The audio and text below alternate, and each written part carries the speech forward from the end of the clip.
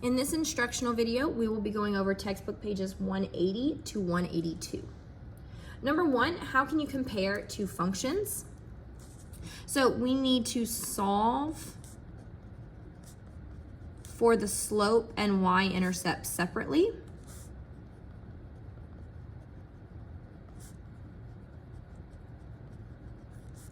And then compare the values.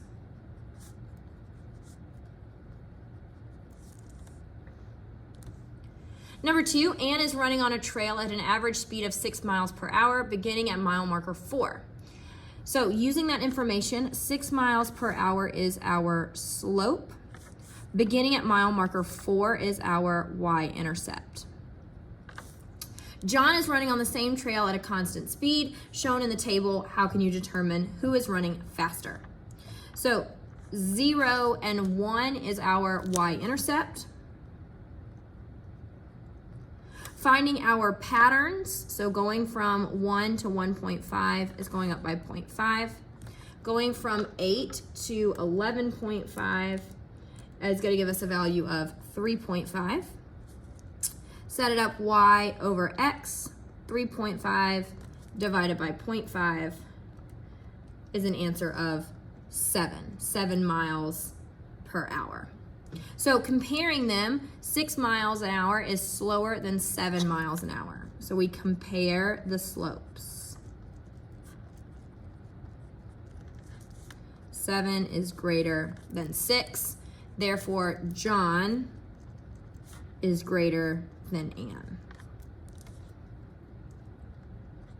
And number two, how does Anne and John's starting positions compare? So their starting positions are the y-intercepts. So Anne's y-intercept was that she started at mile marker 4. And John's y-intercept was that he started at mile marker 1.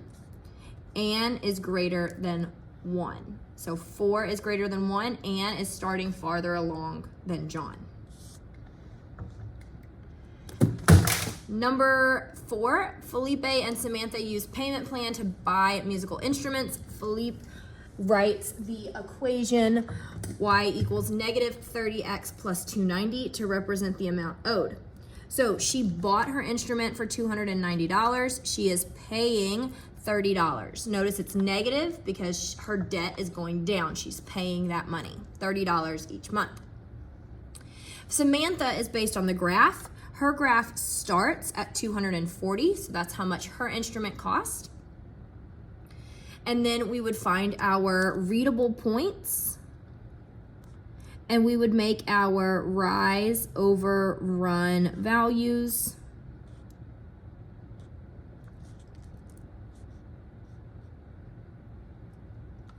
If we draw our triangle, going from 192 to 120 would give us a value of 72. Going from 2 payments to 5 payments would be a total of 3. Setting up that fraction, rise over run, 72 divided by 3 gives us an answer of 24. The line is going in a downward trend, meaning it is a negative 24. So whose musical instrument costs more? Felipe's or Samantha's? Felipe's is $290, Samantha's is $240.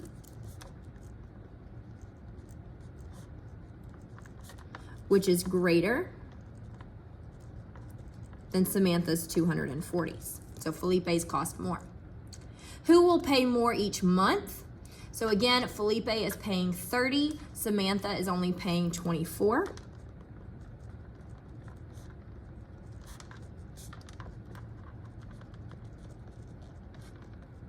So Felipe is paying more money. Number 6, 2 linear functions are shown below. Which function has the greater rate of change? So for our rate of change, we want to pick out our readable points, draw our rise over run. So that would be a rise of 2 and a run of 2. 2 divided by 2 is 1. On the other side, our pattern is increasing by 2, and then the other side, the pattern is increasing by 3.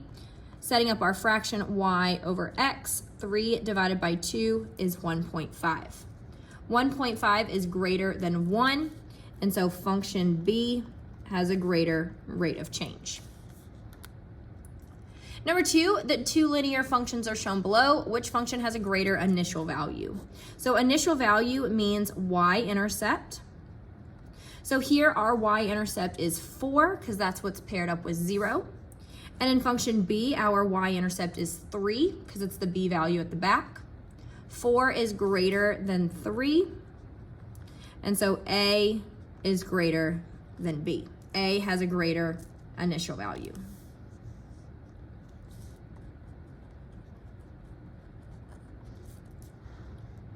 For number 8, tell whether each function is linear or nonlinear.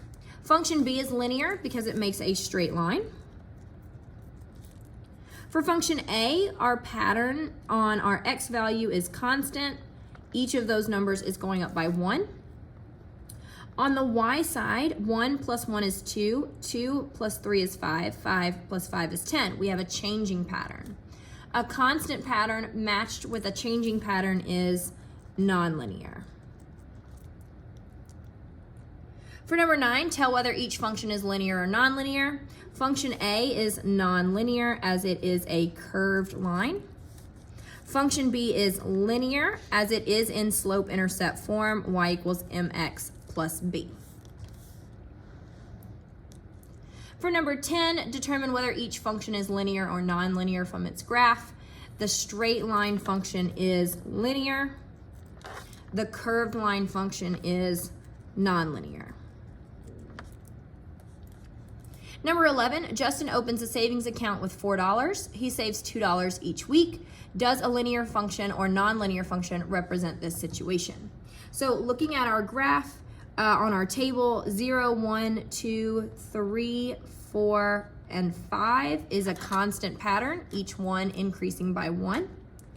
Across the bottom, 4 plus 2 is 6, 6 plus 2 is 8, 8 plus 2 is 10, 10 plus 2 is 12, 12 plus 2 is 14. That is also a constant pattern. Both of them are constant patterns, meaning it is a linear function. For number 12, the function y equals 4x plus 3 describes player A's scores in the game of trivia, where x is the number of questions answered correctly and y is the score. The function represented in the table shows player B's scores. What do the rates of change tell you about how each player earns points? So for function A, so player A, the rate of change or the slope is 4x. He earns 4 points per question.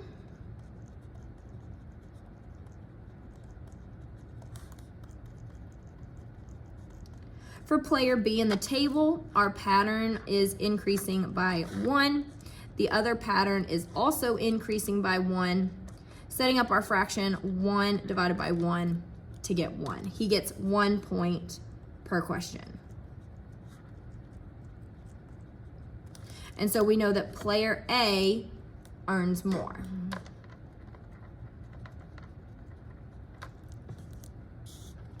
Four is greater than 1. Player A earns more. Continuing on to the back, number 13, 2 athletes are training over a 2-week period to increase the number of push-ups each can do consecutively.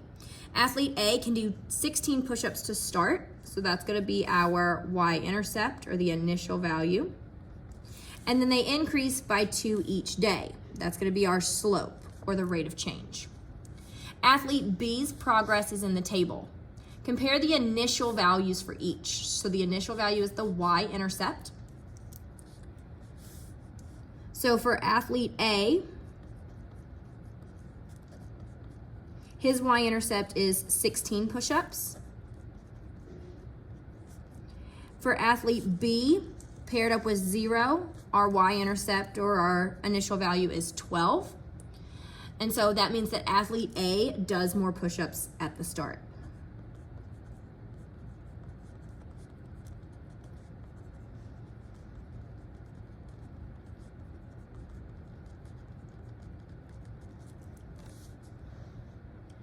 Number 14, the equation y equals 4x minus 2 and the table and the graph shown at the right describe 3 different linear functions. Which function has the greater rate of change? Which has the least? Explain.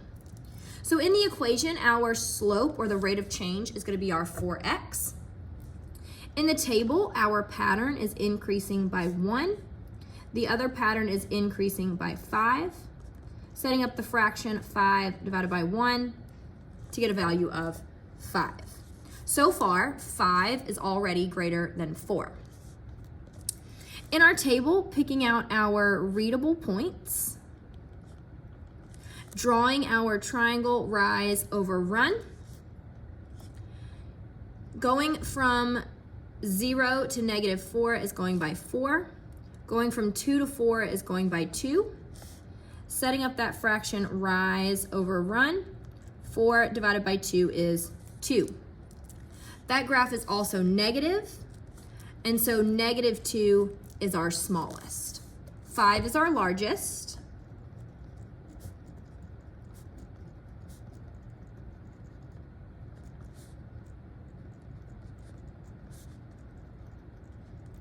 The graph, negative 2, has the smallest.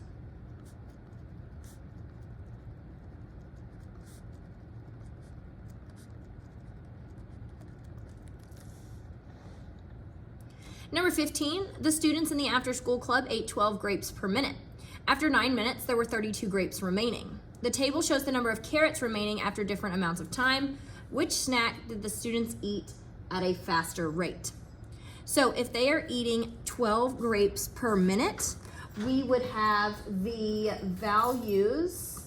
We would have the values of negative 12 grapes per minute would be our first rate of change. And then we would have 6, 8, 9, and 11. Our pattern is changing, but we can still solve because it's changing on both sides. Going from 136 to 118 is a value of 18. Going from 118 to 109 is a value of 9. Going from 109 to 91 is a value of 18. So even though it's a changing pattern, we can still set it up, y over x. 18 divided by 2 is 9. 9 divided by 1 is also 9. So here they're eating 12 grapes. Here they're eating 9 carrots. So 12 is faster than 9.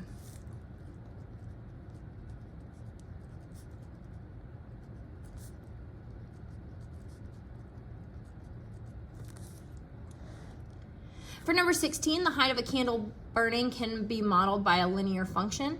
Candle A has an initial height of 201 millimeters and its height decreases to 177 millimeters after 4 hours of burning. The height h in millimeters of candle B can be modeled by the function h equals 290 minus 5t, where t is the time in hours. Which of the following statements are true? The initial height of candle A is greater than the initial height of candle B. So the initial height is 201 millimeters as compared to 290 millimeters. So A is not greater than B. The height of candle A decreases at a faster rate than candle B. So candle B is going at 5 per hour. Here we know that 4 hours have passed. Going from 201 to 177 is a difference of 24.